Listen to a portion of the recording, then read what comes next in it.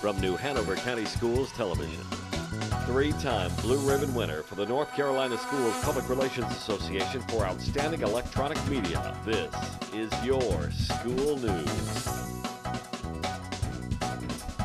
Welcome to your school news for the week of December 15th through the 21st, 2014. I'm Gabrielle Allen de Trois-Maisons. And I'm Dylan Grace. Topping our newscast this week, Public Service and Biomedical Engineering speaker at Laney and New Hanover.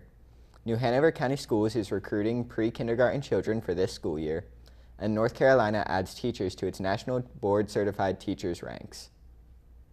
Topping our newscast this week, Dr. Robert Malkin, Professor of Biomedical Engineering, Director of the Developing World Healthcare Technology at Duke University, and Director for the Global Public Service Academy in Belize and Guatemala, presented the Global Public Service Academies in Biomedical Engineering, How to Supercharge Your Medical Career, to Laney and New Hanover High School students.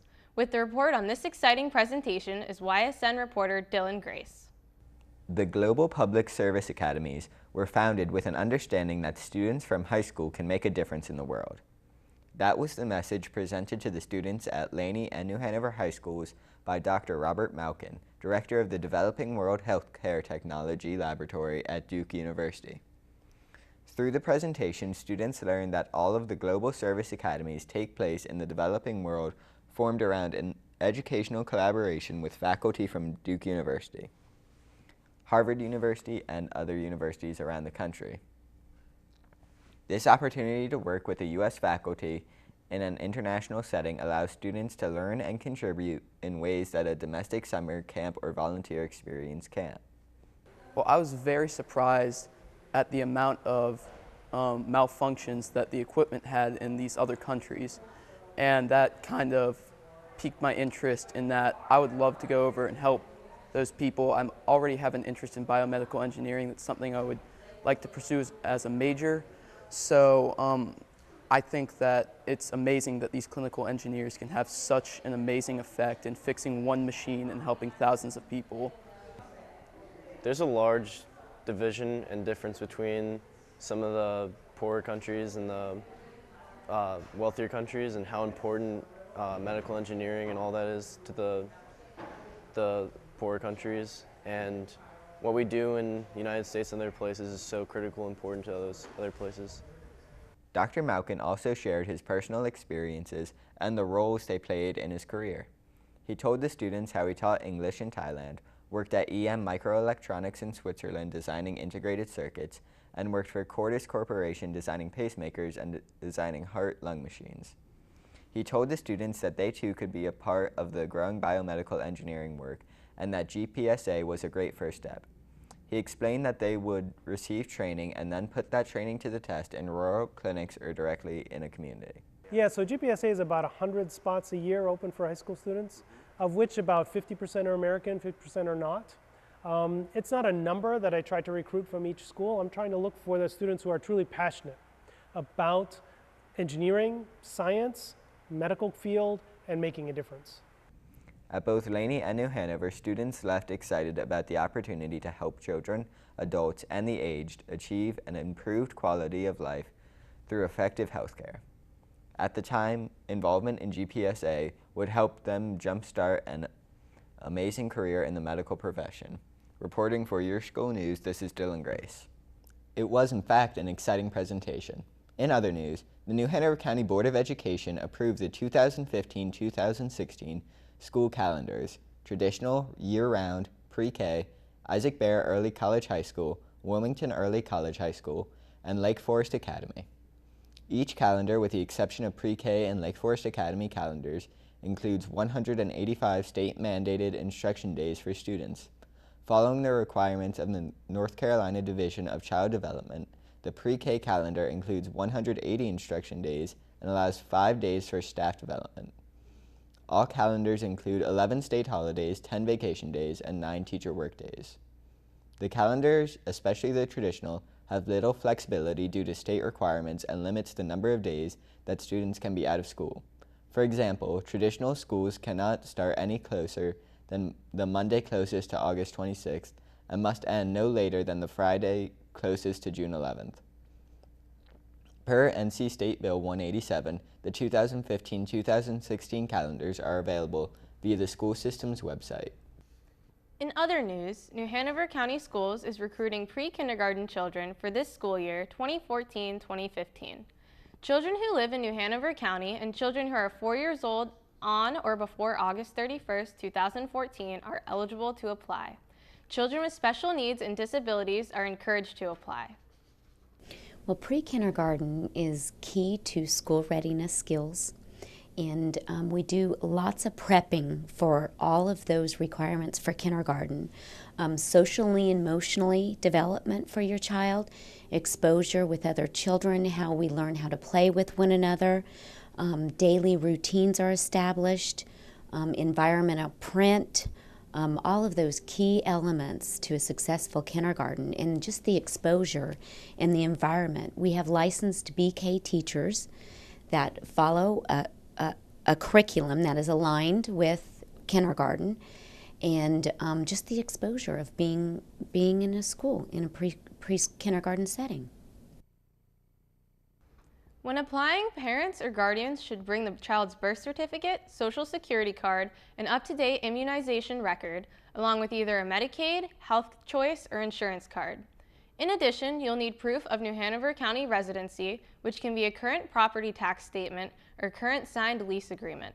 Income verification is required as parent-guardian picture ID, and if necessary, guardianship papers. Applications can be picked up at the Health Department, DSS, Dale K. Spencer Complex, Community Boys and Girls Club, and Smart Start. You can also find an application online at the New Hanover County Schools website. Click on Early Childhood Department. Completed applications need to be brought to or mailed to New Hanover County Schools, Administration Building, Early Childhood Education Program, 6410 Carolina Beach Road. As part of the 2013-2014 New Hanover County Schools Teacher Incentive Plan, teachers at Snipes Academy of Arts and Designs receive bonus pay for their contributions to student achievement and their willingness to take on a challenging teaching assignment. The plan had three primary objectives: to link teachers' compensation more closely with individual student achievement and school-wide growth, to reward and recognize teachers for meeting and exceeding expectations, and to enable Snipes to attract and retain the most qualified and effective teachers. For the last 2 years, our school has had a school improvement grant, and we've been able to include a lot of initiatives to help drive student achievement. And we proved that we were successful in what we had done.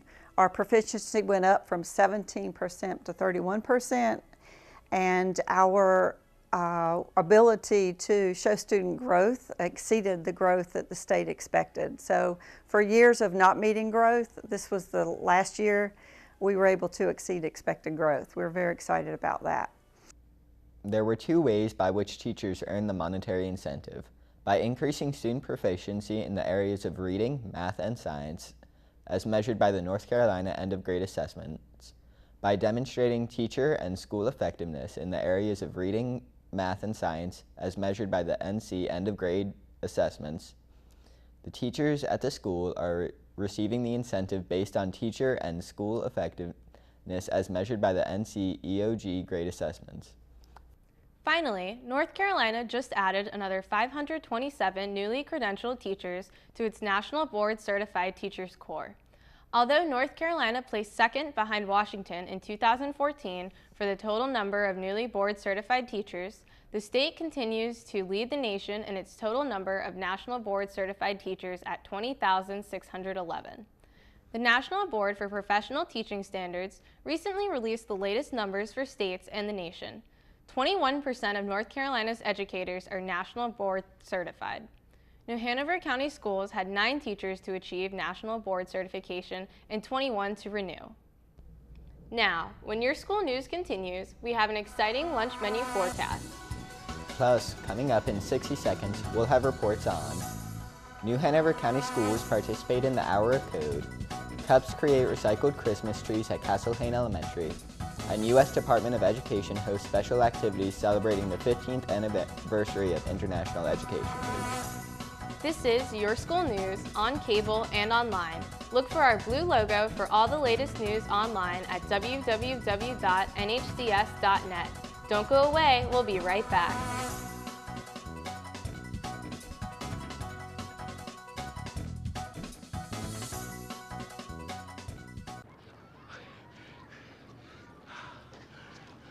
Mark! Anna! Ooh!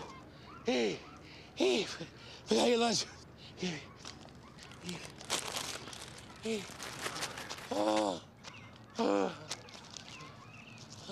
You don't have to be perfect to be a perfect parent, because kids in foster care don't need perfection. They need you. Welcome back to Your School News. During Computer Science Education Week, New Hanover County Schools participated in the Hour of Code, which organizers are calling the largest learning event in history. Bellamy Elementary, Eaton Elementary, Forest Hills Global Elementary, Murray Middle, and Williston Middle schools all took part in an educational movement aimed at reaching over 100 million students worldwide. We get a full report from YSN reporter Luke Williams. The Hour of Code is a global movement reaching tens of millions of students in 180 plus countries. In New Hanover County, 5 schools participated in this amazing event. The Hour of Code provided the opportunity for students to learn computer science, helped them to nurture their problem-solving skills, logic, and creativity. The Hour of Code is organized by the nonprofit Code.org and over 100 others, and is designed to be a statement that today's generation of students is ready to learn critical skills for the 21st century success. The Hour of Code it's a global project to try to introduce computer science to students, to get them exposed to all the opportunities that computer science offers. And last year I was sent an email to participate, and I thought coding did not sound like something for elementary students, but I tried it out on 2 classes and they actually really enjoyed it. So when the promotion came back out for Computer Science Education Week this year, I jumped on it. Throughout the week, students learned how to code using programs designed for teaching computer science. The students learned the basic concepts of computer science with drag and drop programming, set up a game-like atmosphere, and including several self-directed tutorial video lectures by Bill Gates, Mark Zuckerberg, Angry Birds, and Plants vs. Zombies. Students learned how to discover how to repeat loops, conditions, and basic algorithms. Coding is a really fun activity that you can do online, and it's challenging. There's 20 levels and you can complete them all. Some of the hard things I've had to do was trying to figure out how many jumps the character has to do on, and getting the right left or right, because it's a flat screen and you're trying to figure out which way is left and right because you keep on forgetting.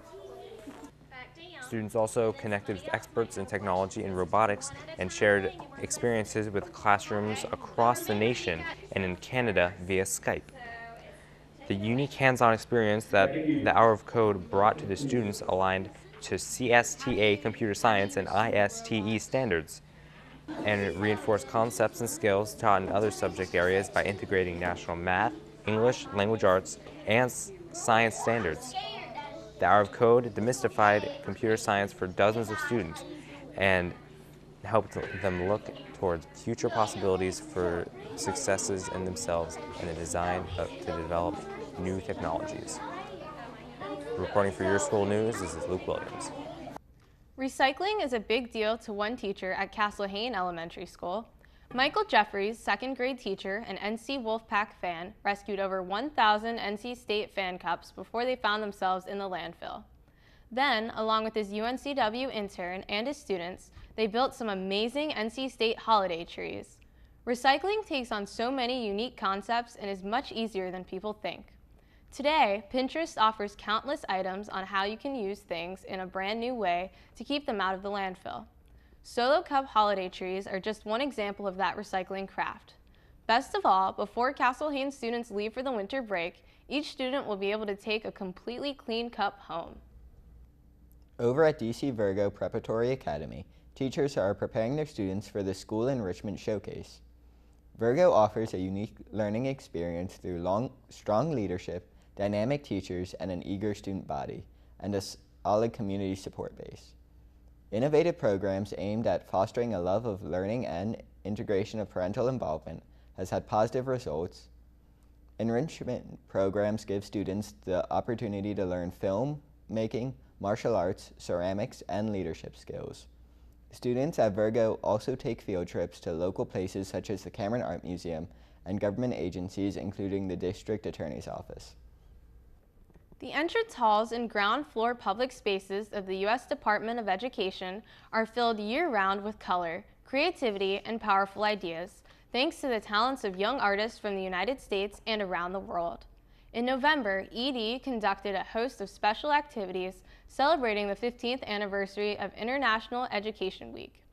Each year, VCA, a Gene Kennedy Smith Arts and Disability Program of the John F. Kennedy Center for the Performing Arts, receives over 700 international and national entries from students with disabilities, and competition winners display their artwork at the U.S. Department of Education. The exhibit featured art pieces from students from Saudi Arabia, Singapore, South Africa, St. Lucia, Taiwan, and the United States, depicting the importance of their neighborhoods.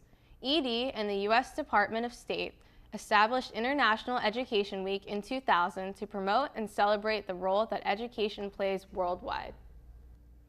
It was all about farms in Miss Diane Snow's kindergarten class at Coddington Elementary School. Students studied farm animals, machinery, and food crops.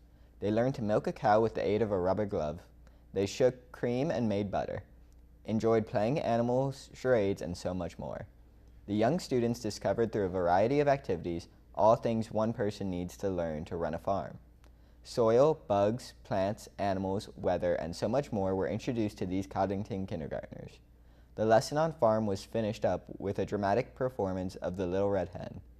This old folktale of Russian origin was an excellent story that showcased for the students the virtues of a good work ethic and personal initiative, both features of today's farmers. Now don't go away. Coming up, the Board of Education is seeking suggestions for new school names. We'll have details. Plus, we have this week's edition of the Lunch Billow Fair. Your school news will continue after the break.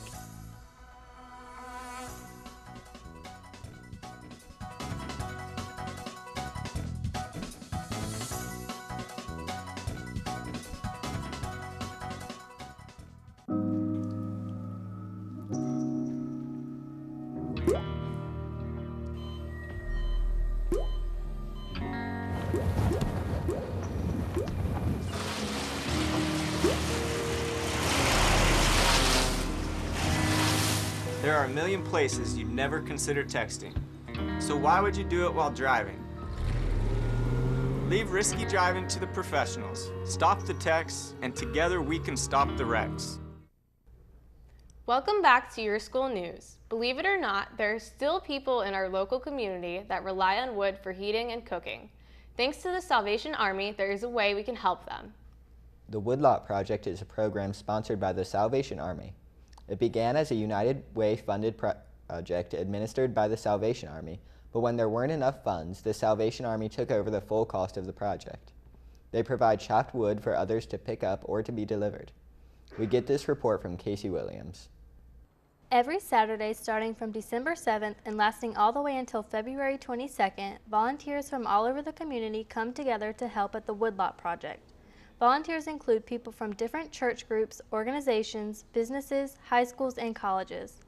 Volunteers of all ages and levels of skill are needed, as well as those who can provide chainsaws, axes, and other cutting equipment. Drivers with pickup trucks are also needed. Anyway, safety is always number one. We train them to use these splitters, and one of the most important things that we stress on a splitter, especially if somebody who works the handle, watch where the other person's hands are all the time. Last month, students from Laney's ROTC volunteered, helping in all parts of the woodlot, cutting wood, stacking, loading, and delivering and unloading wood at the recipients' homes. It was a great chance for the students to serve others in their community and was rewarding for everyone. It's a good thing because we're helping those who don't usually get the help that they need, and when we can do that, it just puts a smile on their face. I like it because it's like a way for all of us in ROTC to be able to get together as kind of friends and work together, and I find it fun. About 500 pickup truck loads were given away last winter. Seniors, families having economic difficulty, and others in need are eligible to receive free firewood. The program helps people living in New Hanover, Brunswick, and Pender counties. If you and your family are in need of free wood, you can call the Salvation Army at 762-2070. Now, a good deal of our logs come in from a fellow, Shelton Malpas, who is a tree cutter, brings wood into us, along with, like Sam said, the port and various other people bring in wood. But back a number of years ago, it was a gathering kind of a operation during the summer. The Salvation Army needs volunteers every Saturday. The project starts at 7:30 a.m. and lasts until 11 a.m. every Saturday. Just go to the woodlot off of 23rd Street on Gardner Drive beside the North Carolina Forest Service. The Woodlot Project is a great way to help out your neighbors. Let's come together and support our local community. Reporting for Your School News, this is Cassie Williamson. The Woodlot Project is unique to our area. Many groups have found that participation at the Woodlot is fun, rewarding, and stress relieving. The Woodlot is open to all ages and levels of skill. Although tools are provided at the Woodlot, those with chainsaws, axes, and other cutting equipment are welcome. Drivers with pickup trucks are really needed. The Woodlot Project is now underway and will run until the end of February. The Woodlot is open every Saturday from 7:30 a.m. to 11 a.m. To volunteer or to get more information on the Woodlot Project, you can call Sam Daniluk at 799-2935. It's time now for this week's Lunch Bill of Fare. Across the county, school lunchrooms have gotten a facelift and a menu makeover. Lunch menu analyst Creed Rassin joins us with the week's school lunch menu so parents, students, teachers, and everyone working with the New Hanover County school system can plan their lunchtime options. Thank you, and welcome to this week's edition of the Lunch Bill of Fare. We've got an exciting menu this week as we head toward our holiday break. Spaghetti barbecue chicken and turkey with gravy are all featured this week. Let's take a look at this week's selections. On Tuesday, December 16th, start the week off with spaghetti and meatballs with breadstick or chicken cheesesteak. On the side, lima beans, a garden salad, and fresh fruit. On Wednesday, December 17th, enjoy either a barbecue chicken with a biscuit or cheesy breadsticks with a pasta salad. For your sides, locally grown sweet potatoes, a garden salad, and diced peaches. On Thursday, December 18th, you have two great entree choices, turkey and gravy in the manager's choice for our holiday meal. On the side, mashed potatoes, a garden salad, fresh fruit, and spiced cookie bar, and cranberry sauce. On Friday, December 19th, choose between fish nuggets or macaroni and cheese as your main entree. Then on the side, enjoy tomato and cucumber salad, applesauce, and a garden salad. For the weekend, I've got my healthy tip. Switch to fat-free or low-fat milk. Both have the same amount of calcium and other essential nutrients as whole milk, but fewer calories and less saturated fat. Remember, it's all about eating right. After the weekend, we start our holiday break, so enjoy all the seasonal treats that are offered up to this time of year. But remember to eat in moderation, balancing a little exercise with your time indoors. Now taking a look once again at your lunch entrees for the week, you've got some great selections with some really great sides to choose from throughout the week. Barbecue chicken with a biscuit, turkey and gravy, fish nuggets, and locally grown sweet potatoes. That's what's on the slate for lunch at your school's cafeteria, so don't miss any of these nutritious, delicious, and healthy meals. Happy holidays, everyone. From the newsroom, this is Creed Rassin. Back to you. Thanks, Creed. Don't forget, you can also catch the Lunch Bill of Fare during the morning show here on the Learning Network and get lots of healthful nutritional information online at www.nhcs.net/nutrition. Now don't go away. Coming up, the Board of Education is seeking suggestions for new school names. We'll have the details. This is Your School News on cable and online. Don't go away. We'll be right back.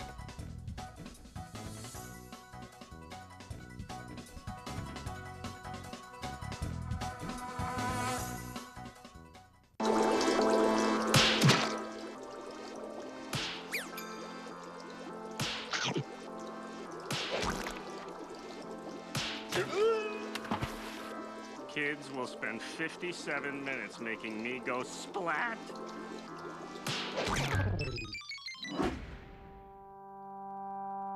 Brushing for 2 minutes now can save your child from severe tooth pain later. 2 minutes, twice a day. They have the time. Welcome back to Your School News. The New Hanover County Board of Education and New Hanover County Schools are seeking the public's input for naming the new elementary school that will be built in the northeast area of the county on Edgewater Club Road. The suggested names should align with Board of Education Policy 5400, naming school system facilities. The policy states that facility names may be geographic in nature, that is, bearing the name of the community, a geographic area they serve, or the name of a street. Or they may be that of a person whose name serves as an inspiration to students and the community. Suggestions may be submitted via the NHCS website, www.nhcs.net, or by U.S. mail to the following address: New Hanover County Schools, Office of the Superintendent, 6410 Carolina Beach Road, Wilmington, North Carolina, 28412. The deadline to submit input is Monday, January 12, 2015. The official school opening will occur in August 2020. That does it for this edition of Your School News. Recapping some of our main stories: biomedical presentation held at Lania, New Hanover. New Hanover County Schools is recruiting pre-kindergarten children for this school year, and New Hanover County added 9 new teachers to its National Board-Certified Teachers ranks. Remember, Your School News is on cable and online. And don't forget to start your morning with our Light and Lively morning show, weekdays at 6 a.m. I'm Dylan Grace. And I'm Gabrielle Allen de Trois-Maisons. On behalf of the entire YSN crew, thanks for watching New Hanover County Schools TV on the Learning Network. We close our show with music from Murrayville Steel Band. Have a great week.